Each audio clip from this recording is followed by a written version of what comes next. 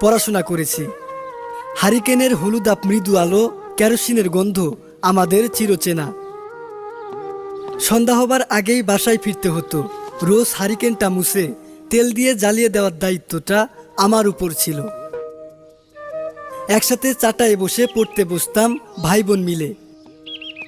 আর সন্ধ্যায় যখন আশেপাশে কেউ থাকতো না, তখন বইয়ের ভিতরে ময়ূরের পালক বের করে মাপতাম। এরপর তাকে নারিকেল তেল খেতে দিয়ে আবার যথাস্থানে রেখে দিতাম। আমরা ভাবতাম ময়ূরের পালক বড় হয়, যার কাছে যত পালক আছে তাকে তত সমীহ করে চলতাম, যদি সে দয়া করে একটি ময়ূরের পালক দেয়। এভাবে আমাদের গল্পে ময়ূর আর নারিকেল তেল মিশে আছে, যার গন্ধ আমরা এখনো পাই প্রতিটি বইয়ের পাতায় পাতায়। রাত পেরিয়ে ভোর হলেই দল বেঁধে যেতাম মক্তবে, কোরআন শিক্ষাটা ভালোভাবে নেওয়ার জন্য।